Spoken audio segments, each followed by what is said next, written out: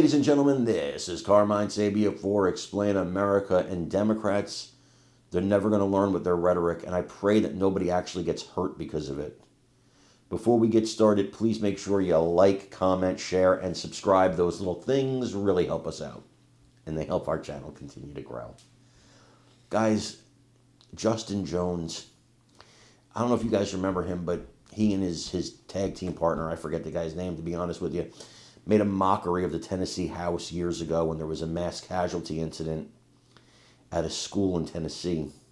And they used that as their moment to try to catapult themselves to the national spotlight. And it worked.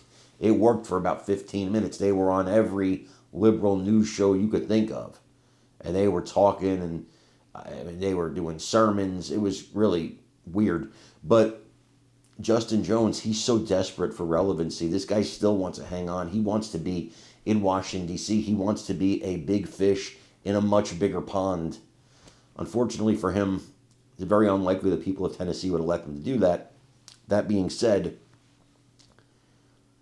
he talks here about, by any means necessary, stopping President Donald Trump. All options on the table. Now, President Trump has had 2 attempts on his life.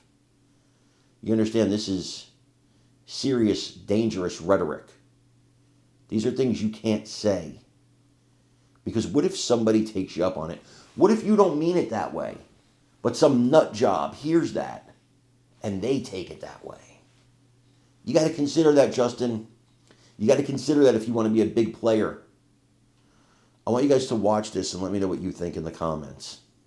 Let's talk about this. You know this. You are living this. Not only have you done it, but you actually got reelected by your constituents to go back and fight some more. You have set this flavor out there a while ago that people want fighters. And right now, the voters are screaming out for this. They want people who will say, your morals should be good, but if they're burning the house down, you need to do something.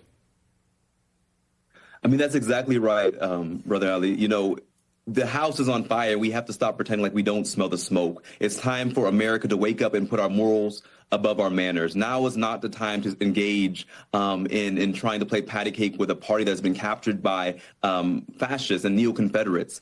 There is no bipartisanship anymore with a party that is intent on maintaining minority rule between tech oligarchs, white supremacists, and Christian nationalists. They want a minority-run government, and they're willing to do this at any means necessary. We must fight back. You know, I think that we will be judged not by what we do, but by what we don't do to future generations. Now is the time to lean into the instinct to say that we must meet with proportionate response to the forces that we face, and so we can look our children, our future generations in the face and say we did everything in our power to stand up and fight back, to save our democracy. Because if we're serious about the threat of fascism, that means that there is nothing off the table. If we're really serious about the threat that we face, that means we'll use everything on the table to fight back.